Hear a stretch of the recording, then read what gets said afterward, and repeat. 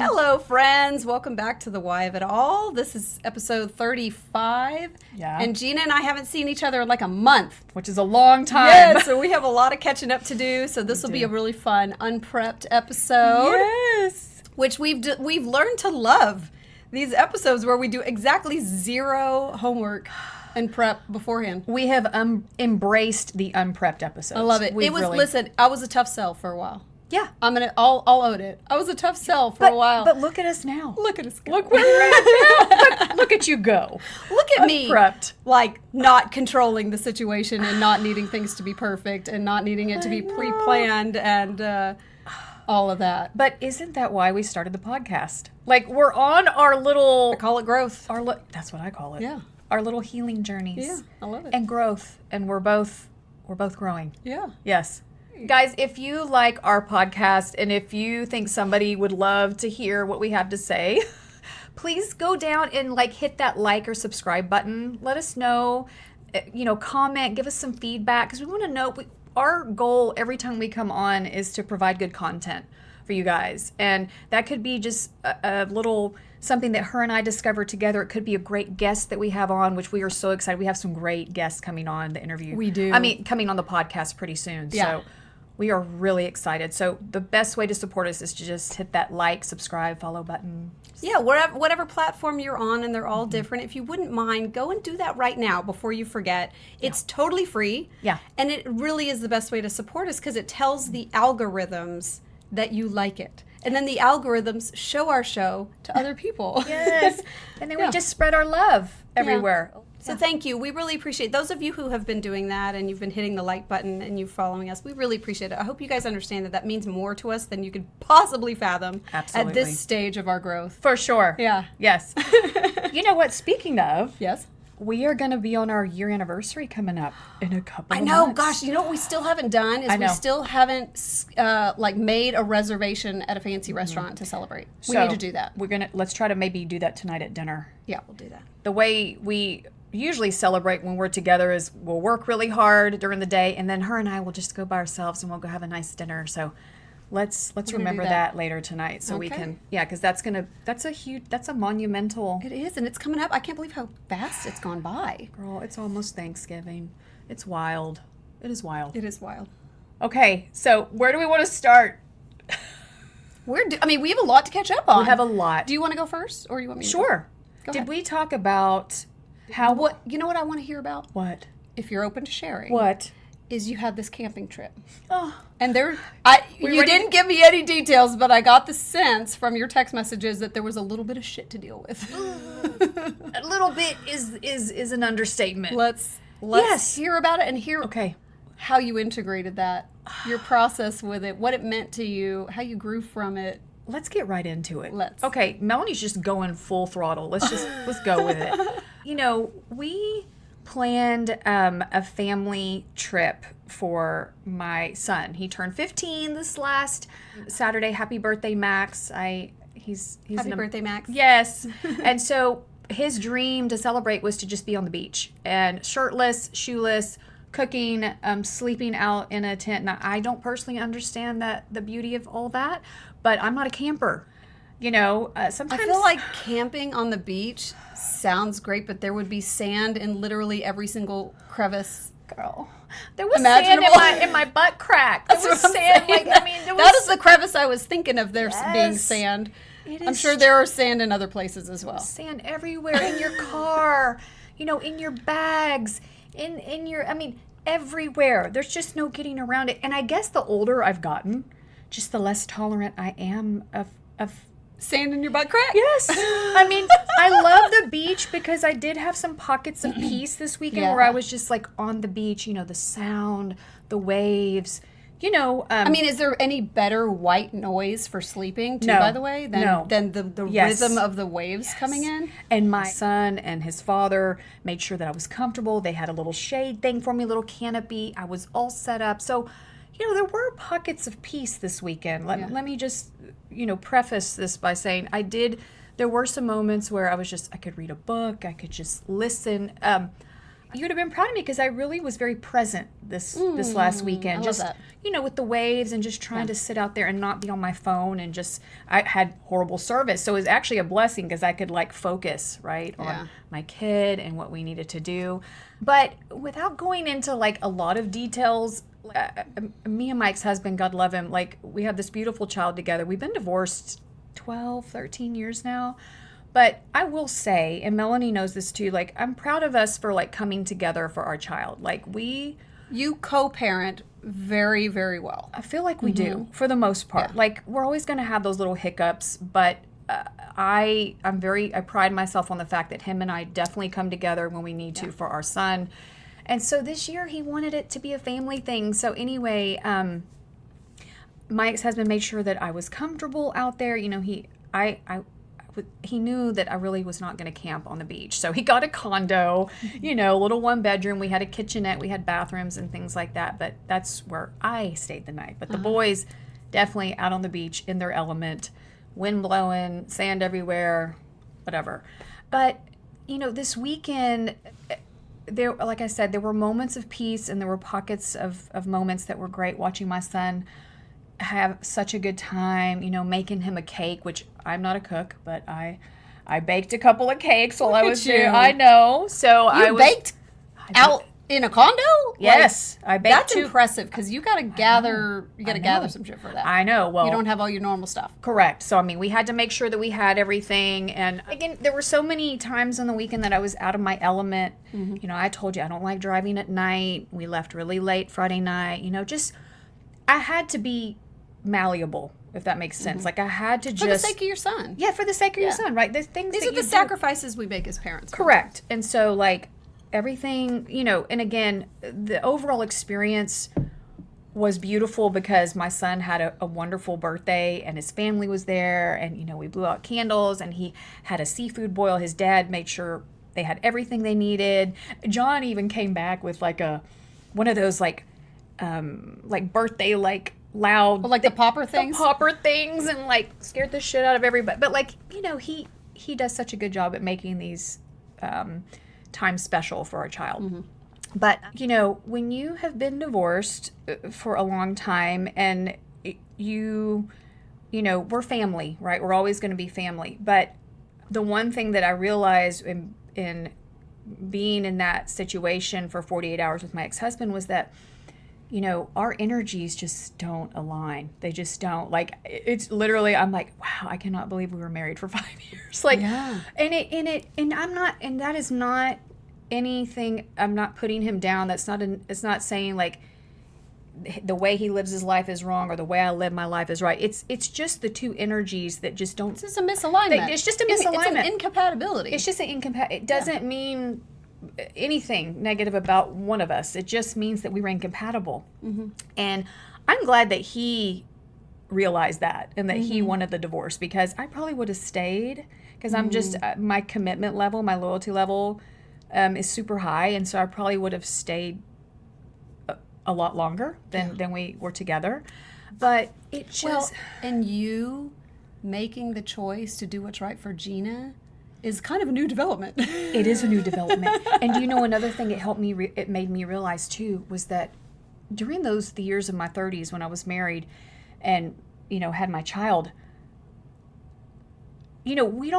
back then, Melanie, we didn't talk about nervous system dysregulation. We didn't talk about fight or flight. Yeah. We don't know what we know now about your nervous system being completely wrecked. We didn't talk about that back then. Now mental health and emotional health is so out there, and we have more resources, right?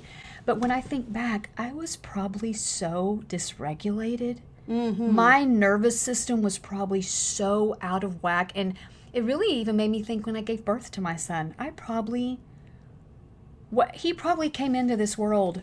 Yeah. Do you see what I'm saying? Like, we've talked about that a lot. Like, just where we come from and like our traumas, that childhood and things like that. And it just, there's a part of me that feels sad about that for him a little bit because. I thought about the same thing with Violet. Have you? Yeah. And so, again, still growing, learning about all this stuff. What we're talking about is a developing fetus in utero's nervous system is programmed according to the mother's nervous system. Yes. So Yes. this is, to me, what explains how, for example, I grew up, and so did you, in a beautiful, loving, wonderful family. Yes. Very unconditional love, Yes. incredibly supportive. Very supportive. Very Very close.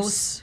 And Yes. yet somehow I was dysregulated from a child to the point where my mom would say, like, I don't know, you just came out this way. Well, that's because she had a dysregulated nervous system from her very abusive. She grew up in a narcissistic abusive home, Yep.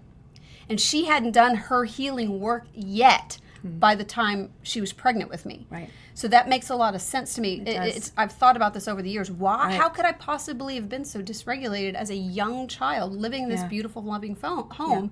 It was because my mom hadn't healed yet by the time I was pregnant. She was pregnant So, with me. Same thing here. just- And I've thought about the same thing with Violet too, which is like, listen, all we can do is be the best parents we can be. I know. And heal That's- our own wounds and Yes. let our children see us doing it. And that's like where we're at right now with our kids. Like I'm so aware of that now. and honestly, so let me back up, because before we went on the trip for my son's birthday, and this was proposition, about the weekend spending together. When he first mentioned it, like I did not want to go. Like I was. remember you telling me on the phone, you were just like, I already was just like, and of course I, talked to family and close friends. Are like, you need to go for your son. Like, this is going to be good for, like, show him that, whatever. And I still, we had an amazing time, and my son had an amazing time. So the choice to go was the right choice. But as soon as I came back, like, I think I was holding so much in from the weekend that, like, as soon as I came back, like, I just, like, wow. we got home. I told Matt, I need to go wash the car because there was so much sand everywhere.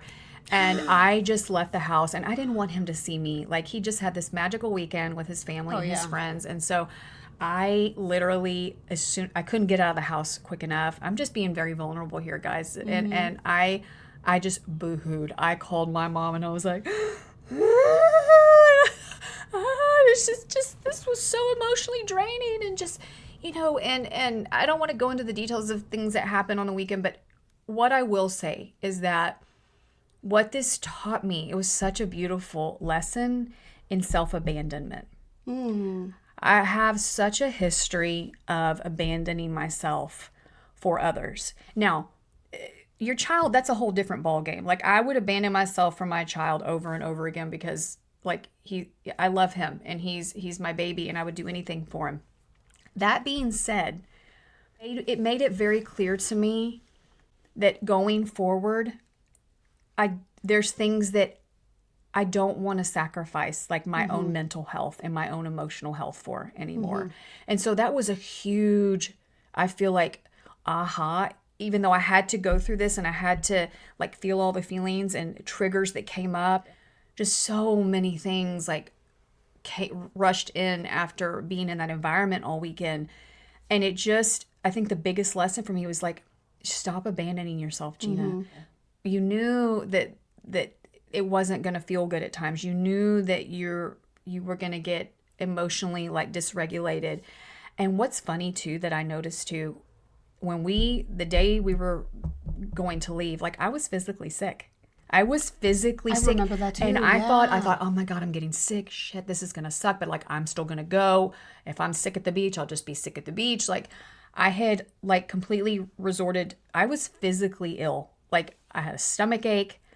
My head hurt. Like, it was crazy what the body, it's so crazy, right? How the body, like, knows. Yeah. Like, the body is, if you can just get in tune with your body and listen to it. Now, again, I still went because of the factors that we already talked about. Like, I wasn't going to be like, no, I'm not going because I have a tummy ache. But it just honed in on the many times. And I think I cried. I purged so much after the trip because I felt sorry for me. I felt sorry for all the times in my life where I have self-abandoned, where I have abandoned myself to make others happy, or I have people pleased to the point of making myself unhappy. And I think that is huge. Yeah. I think it's huge because if you continue to do that, you continue to lose your sense of self. You continue to not have the boundaries in place. And like, I know I'll never do this again, but it's like if my son comes next year and he's like, let's do something as a family for a whole weekend, like, I'm probably going to have to say, I love you. Why don't we, maybe try to, let's do this or let's do this. Or y'all go do that, and then you and I can do something. Yes. Yeah. But that was just the biggest takeaway, and I'm happy I had the experience. I'm happy my son had a good time. I'm happy that we could come together as a family. But I'm just starting to protect my peace more and more in my life. And I think that's okay. I think it's okay to... I would argue that's the reason you had the experience. I think so too. When you... Listen, you always have the choice also going forward, just throwing this out there. Mm-hmm. Again, I think everything that we experience, especially the uncomfortable stuff, is happening for us. Mm-hmm. And it's bringing stuff up to be healed, to be clear, to be recognized and acknowledged. And so for that, there's opportunities in this to have gratitude for that experience because it allowed that stuff to come up. Yes. How did you feel after you cried your eyes out? Better. So that tells me Better. that was a release. Yeah. I understand the tears. You say the tears were in part because you were feeling sorry for yourself for all the times you abandoned yourself. And I was mad. It was a little that anger. was stuck energy. It was. And so to me, my interpretation of tears during an emotional thing like that is almost always that it's the body releasing stuck energy. It was. So you needed to have that experience. Yeah. You needed to release the feelings. You needed to have the awarenesses that you had. That is all good, and it's all stuff you can be grateful for. And in the future, you can literally just make a choice. Because there's probably going to be more times in the future where your son wants to do something and you're going to make a sacrifice for the sake of your child. Correct. There's nothing wrong with that at all. There's nothing wrong with that. And in the moment, you can, from this new vantage point, from this new awareness, in the moment, you can literally make a choice and say, you know what? I don't really think I'm going to enjoy this very much, but it's okay. Right. I'm choosing it. Correct. For the sake of my son. And I'm also recognizing that long time ago, I used to abandon myself. And right now, I'm making the choice that this isn't abandoning myself. Yes. This is choosing to sacrifice for my son. Yeah. And that's perfectly fine too. Right. And also, there will be plenty of experiences going forward where someone presents an opportunity to go do this or go do that or have this thing, whatever. Yes. And you can literally go, no, thank you. Yes. And I appreciate the invite. No, thanks. And I feel like this experience helped me to put those stronger tools in my tool belt. So now I feel like I'm equipped moving forward. It doesn't have to be family. It could, like you said, another experience is going to come up. Yeah. That's gonna test this, right? To test, like, am I healed? Am I growing? Am I learning things about myself that I didn't know 10 years ago, that I didn't know 2 years ago, that I didn't know a year ago?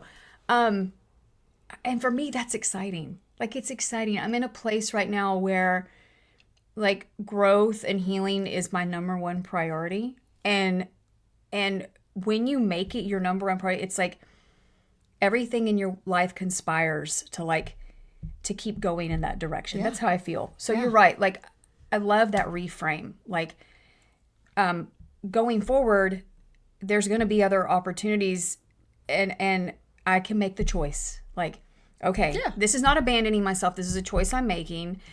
And also because I feel like I released so much stuff, like you said, the purge. Yeah. Now I'm at a different level, right? And so what maybe triggered me this weekend might not trigger me 6 months from now, or literally just going to say that. Yes. Right? Don't you think? Absolutely, because the problem is that you've been abandoning yourself unconsciously in the past. Correct. Well, now you're conscious of it. Yes. So you can make a choice in the future to do a thing that isn't necessarily the top of your to-do list or something that you have any interest in at all whatsoever. Right. But you're consciously making the choice. And then from that place, you can go into it saying, you know what?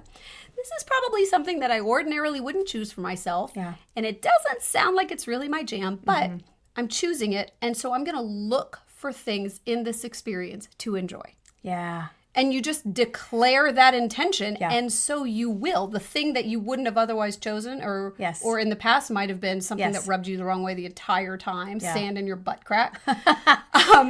You can make a choice going forward to engage in the thing with the intention to look for what's right about it, to look to squeeze the juice that is there out of it, and you'll have a totally different experience than if you were abandoning yourself unconsciously. And let me say, there were so many pockets of time that this last weekend where I did enjoy the moment, where I was present, where I found complete joy in watching my son and seeing how my son and my ex were working together to create this, you know, a little campsite area that was, I mean, they're professionals. Like they do this all the time, and it was impressive to watch them. They're scouts. Yes. John is Eagle Scout. He's been an Eagle Scout forever. Yeah. And Max is probably getting close to that. He's on his way. Yes. His brother's an Eagle Scout.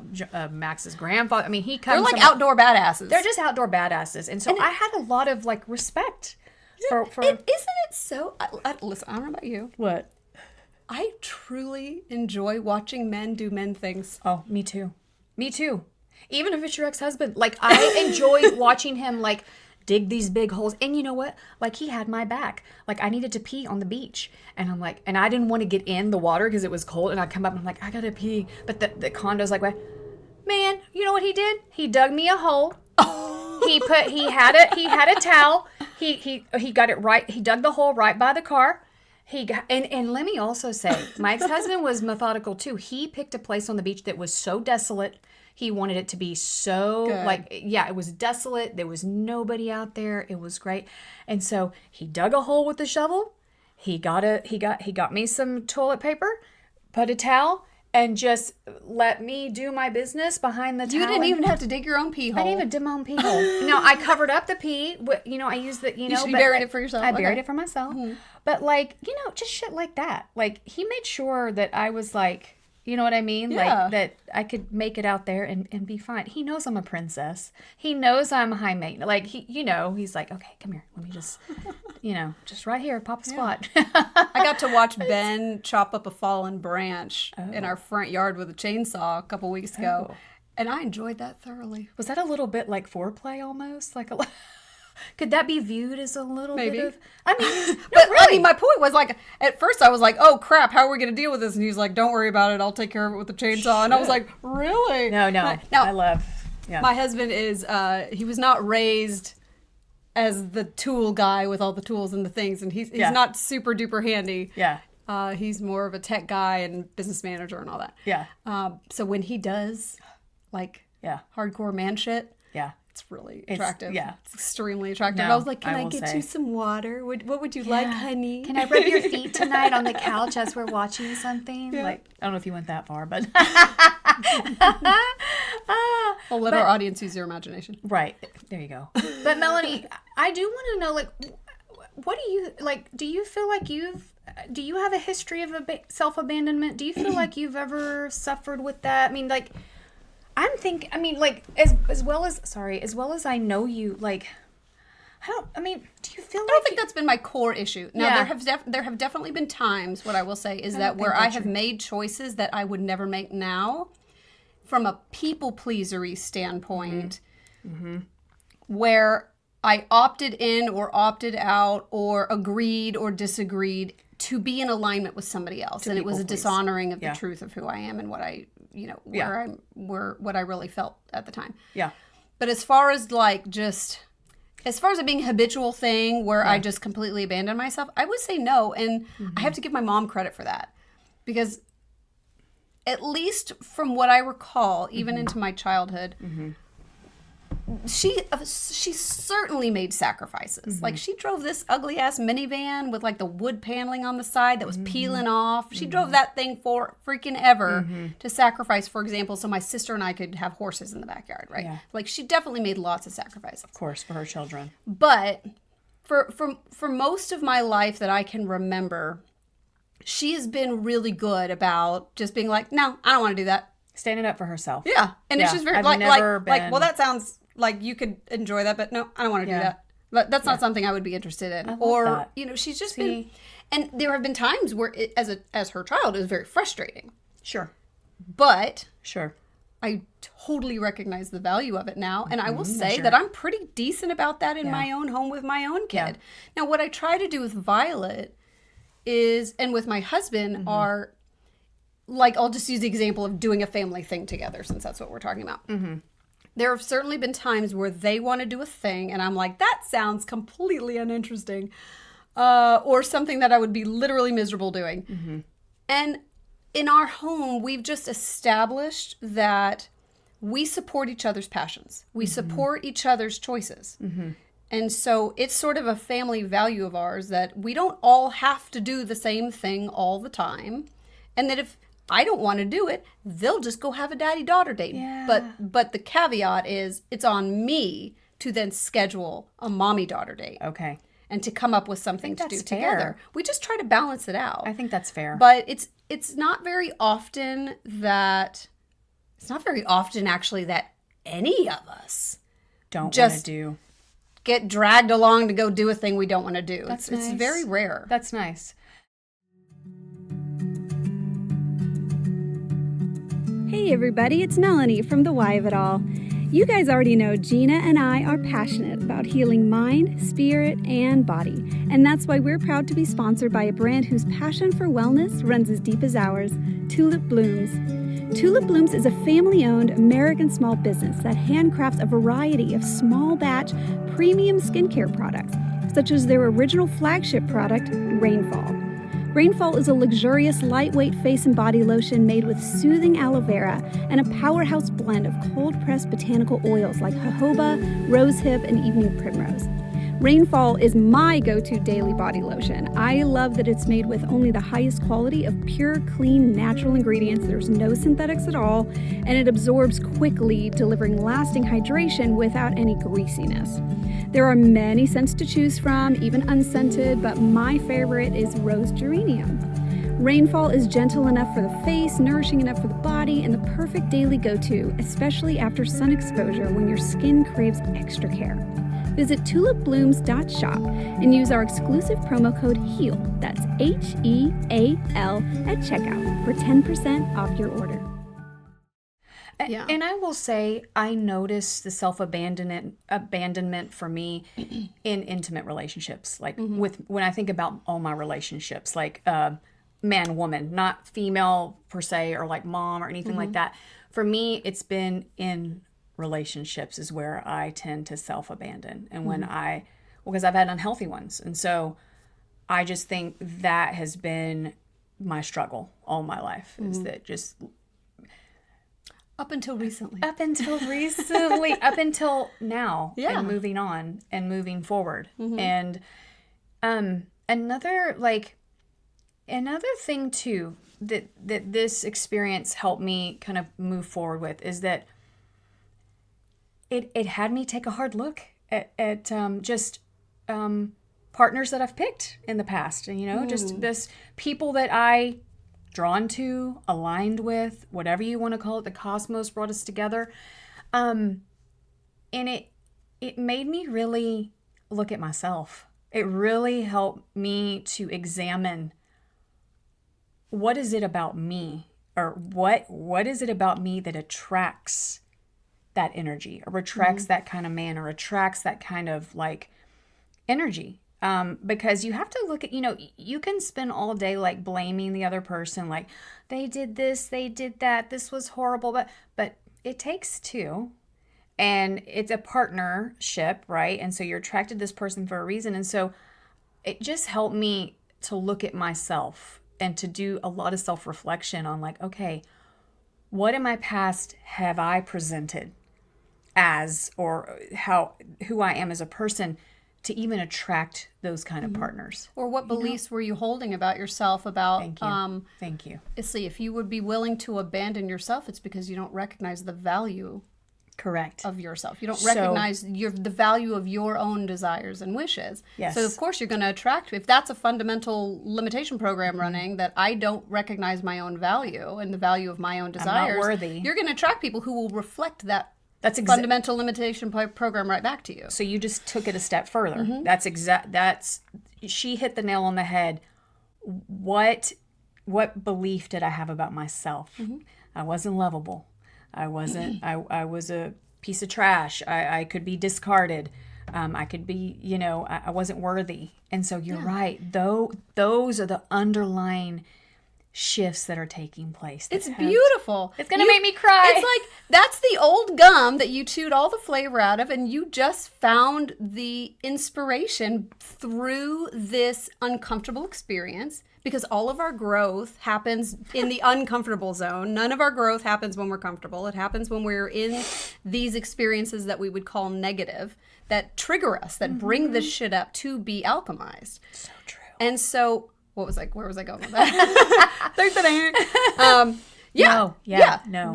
So you chewed all the flavor out of that gum, and then you had this perfect experience to bring all the shit up into your awareness, and then you spit it out. Yeah, it's a beautiful thing. It is. It really is. And like when you frame it like that, it's like I needed to have this experience. It was the perfect experience. It really was. Yeah. It really was. It's uncomfortable when you're in it. Yeah. And I'm so convicted now. It's like, I'm not going back. Like from this moment forward, or from this day forward, like I'm not going to abandon myself in the ways that I used to. Well, this is how you know you're nailing self-mastery.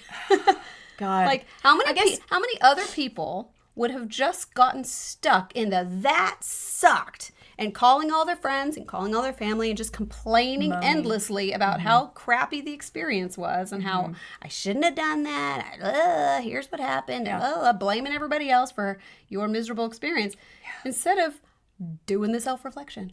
Yeah. And because you're willing to do it, because you've decided that your personal growth is the most important thing. Yeah. Yeah. You get to squeeze the juice out of the opportunity that experience was. But it's like, Melanie, why? Because it's like I find myself being like on the brink of being able to say, I'm healed. Like I'm healed. I'm on the precipice, or I'm over the hump of letting those things hold me back. But it's like, why do I have such a hard time like admitting, like, yes, I'm past that, or yes, like, I'm not trauma bonded anymore. I'm not in an abusive situation, but it's like I want to say it, like I'm healed, but then it's like, but am I? It's like I linger sometimes in that little middle part of being able to like, but you know what? As I'm saying that, you have to, it's like with anything, right? If you want to get to where you want to go, you have to already exude. You have to embody the feeling. You have to. Oh, I love that you just brought that up. Okay, have you ever heard of Neville Goddard? So I'm going to be clear. I've never read Neville Goddard's work. Neville Goddard. Neville Goddard. That was fun. It was fun. It's fun to say. And he's old school. I mean, he might have written books. It might have been a century ago. I don't remember exactly. But some of the spiritual teachers that I follow speak often of Neville Goddard's work. Okay. And one of his most famous quotes was, assume the feeling of the wish fulfilled and then rest in that feeling. Assume the feeling of the wish fulfilled. I need to write this down. And then rest in that feeling. This is the core, most fundamental truth about manifestation. Assume the feeling of the wish fulfilled and then rest in that feeling. It means ask and it is given. It means when you have a desire, when you pray, when you do whatever, where you are projecting out your desire, it is fulfilled. It is done. It's done. Creation is finished. Yeah. God answers those prayers. But you got to line up with it, and you got to be willing to receive it. Yeah. And you got to And if you stay stuck in the what is instead of the what you've asked for, you're just spinning your wheels. So here's what popped into my head when you raised this question here, which you already kind of answered for yourself. But what popped into my head is, in regards to why do I find it difficult to cross a threshold into it is done, I'm healed from this already, and then you're on the other side of it looking back. Yes. I have observed that you still use language as if it still exists. So you will still talk about my trauma bond, my abusive relationship. Yes. I'm not saying that language is the be-all, end-all of everything, but simply shifting our language, and our words have frequency. Our words have energy. They affect us dynamically. 150%. And the words that come out are a reflection of the beliefs deep within. Amen. But you can start to change it going the other direction. So things like like letting go of the ownership of something. So for example, I hear a lot of people say, my anxiety is really bad this week. It's like, okay, cool. I'm glad you're claiming and owning and really embracing the ownership of that anxiety. Yeah. How about just, I am experiencing anxiety. Just that shift. It's a small shift, but it's meaningful. You know, you could talk about back when I used to be in a trauma-bonded relationship. I'm not saying you don't ever talk about it ever again and you don't ever give thought to it ever again. Right. But just doing small shifts in your language to remove it from your present moment experience and make it old news. It's old gum. And because it's old gum that you already spit out, you can turn back around and reflect on it, but you're reflecting on it from a totally new vantage point. And you're not like holding on to it anymore. And just that shift. And I do feel like words can be, they hold so much credence.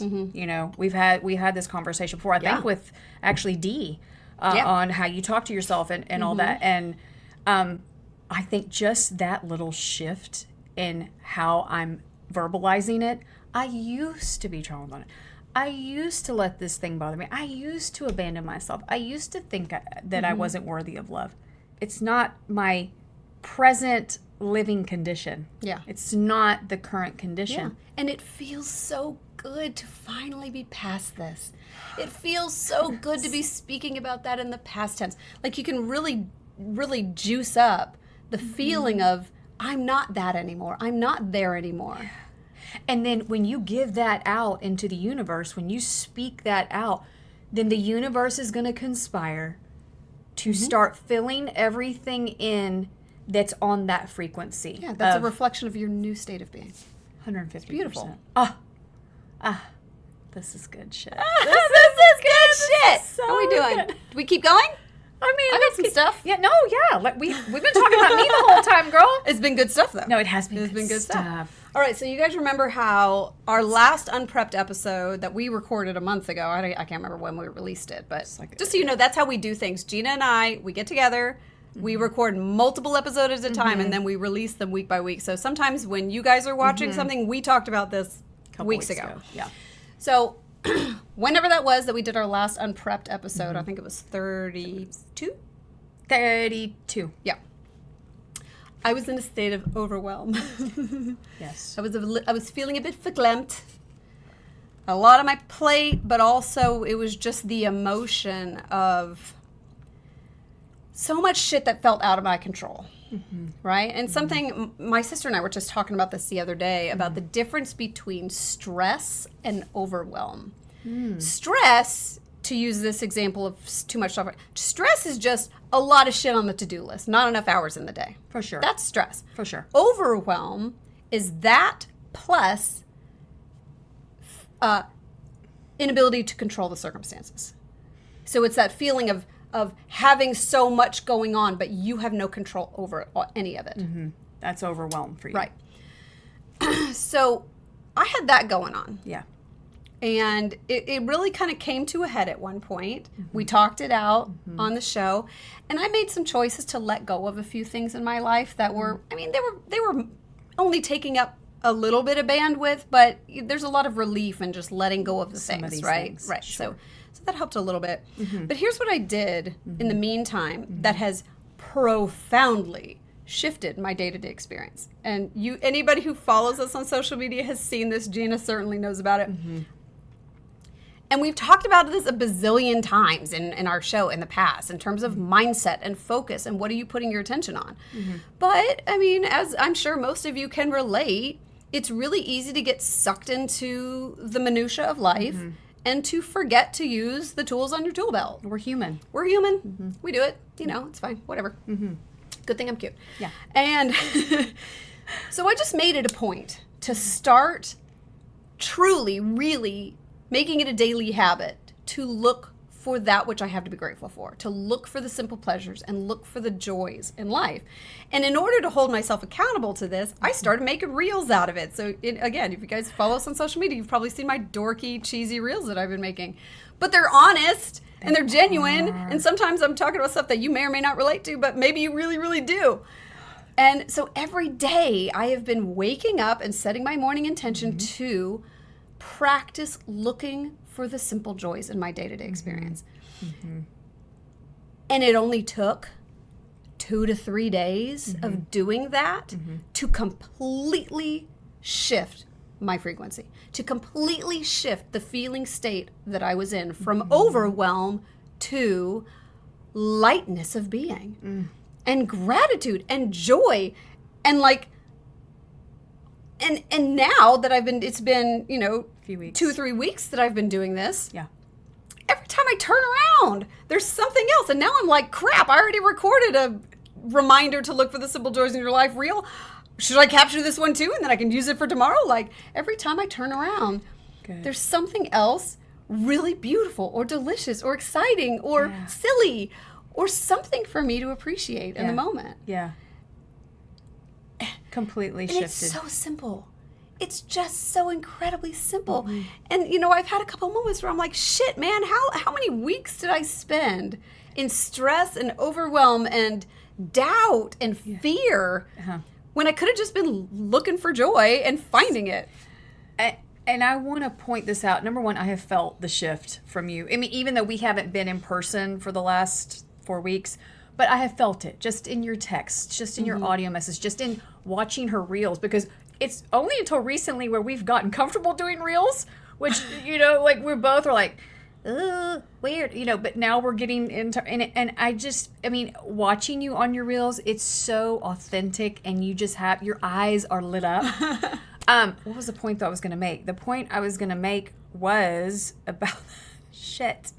What was it? It was so good. Is it raising your vibration too? I mean, of course it is. Absolutely it is. But damn it, there was a really good point that I had about this. Let's keep going. It'll come back to me. I had to decide too when I was doing those reels because other than like special events and you and I recording podcasts, I don't put makeup on. I wear a sports bra and a t-shirt and stretchy pants. You don't need any makeup. And a hat, basically every day of my life and no makeup. Yeah. And when I first started doing these reels, I was like, oh man, like, am I going to really put my face out there doing all this shit every single day and actually bother with freaking makeup? And I thought, no, F that. So I'm just doing it. And I'm going to be honest, I put a little filter on there so I don't look haggard. But it's one of the minor ones. It's one of those minor ones that like you can barely tell the difference in it, and I still look like myself. But anyway, do you know that in and of itself, making that choice to just show up authentically? And I'm like, here's me. I don't really wear makeup very often. Here I am. And here's me talking about shit on putting it out online. Just making that choice to not care about what I look like in the moment. And maybe I'm wearing a hat and I've got like little curly hairs because I've been sweating for 3 hours already, walking the dog. Maybe the like everything is with the hair and everything. I just decided I don't care. And it was really freeing. Wasn't it liberating? You know, and actually, you know why I was able to get to that? Why? I have to thank you for this. Really? Because you have been an incredibly wonderful influence on me over the last year to learn to fucking let go of control. Let go. Learn to let go of needing things to be perfect all the time and caring so much about how I'm perceived. You have been the influence on me to just like let it go. Like like when I show up to her house on a Saturday morning with no bra, no makeup, I'm like, well, this is just how I'm going to be today. And I know she's like, look side-eyeing me like, you're really going to fucking and there's days like today where you show up and you're like, I'm like, look how cute you look. And you get your hair's done and your makeup's done. I'm like, I guess we're both doing that today. And then there's other days where you're just like, this is what I'm doing today. It's a sweatshirt and I might put mascara on maybe. I know what I was going to say. I remembered. Okay, good. What I was going to say was what you're talking about, the joy, this practice of you finding the gratitude, finding the simple pleasures. And again, we have a whole episode on simple pleasures, so go back and watch it because it's really good. Maybe I'll, if I can remember, I'll link that in the show description because you guys, that was one of our favorite shows ever. It was a good one. Yeah. And that was a healing thing. But what I was going to say is this is such an important thing to learn.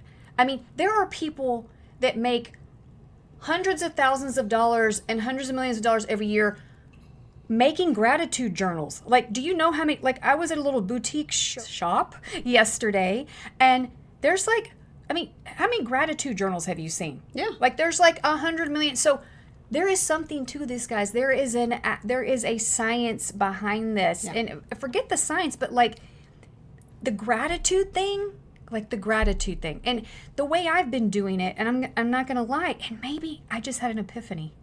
I think you have affected me in the gratitude journey just watching yours, because we haven't really talked about this deep. Well, good, because that's kind of why I'm doing it. It's to hold myself accountable, but it's also to inspire others to do it too. But let me tell you what I've been doing. I haven't shown it to you or to the public or in a public way. Not that I won't start, because you're inspiring me, but it's interesting. And it's going to make me emotional, but like I always pray, but my prayers lately have been when I'm like, say there's a lull and I'm like driving and there's no music on, or I'm walking to an event, or I'm taking time in the morning. It's quiet. Like there's no podcast on, there's no music on, there's no phone calls. My prayers have been about being grateful for everything that God has given me. So lately they have been looking like, God, thank you for my health. God, thank you for my son's health. God, thank you for this house. God, thank you for a warm bed. God, thank you for being healthy enough to travel today. God, thank you for my best friend. God, it's like my prayers have been gratitude prayers. It's probably the most powerful prayer one can offer. Thank you for giving me giving me legs that work so I can walk. Just these fundamental things have been coming. Like when you post about just your dog's excitement looking up at you with, ready for the treat, or just the one you did yesterday was so relatable about the laundry basket. I didn't call her when I first thought it, but when I watched it, I was laughing so hard in bed, and I was like, God damn, if every chick doesn't really resonate with this, like... Y'all go watch my reel that I did about my simple joy yesterday was an empty laundry basket. Not just any empty laundry basket, but an empty laundry basket within a few hours of filling the laundry basket with the clean clothes from the dryer. It was like a miracle happened in my home. But the way you describe it, it like with every fiber, because like that's me in a nutshell. Yes. Like my shit may sit in the dryer or like on the couch for like a week. Yeah. So the fact that you did that's huge. Well, and it's a reminder though that guys, there is something to be joyful for and grateful for and to celebrate every single day. So true. And 99.9% of the time it goes right over our heads. Yep. We miss those opportunities of just like, we've talked, when we did our Simple Pleasures episode, it was that first sip of did I say that? It was that first sip of coffee in the morning. Yep. Like, how many times do you like walk over there, fill up your coffee and just go move on with your morning, and you don't even sit in that moment and go, oh, I love this. There's a moment, there's an opportunity for joy. Like really squeeze the juice out of it. Mm-hmm. The empty laundry basket. I was telling Gina before we hit record, I was telling Gina about another simple pleasure moment that happened yesterday. I was walking the dog and I walk under this grove of trees, and because it's finally fall in Texas and the trees have finally gotten the memo in whatever it is, mid-November. There was a shower of leaves coming down.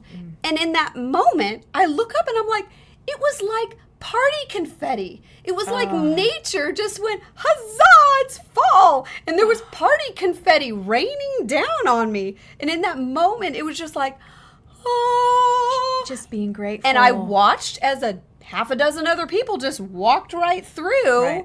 Looking on their phone, talking to somebody, and they missed that whole glorious moment. Yeah.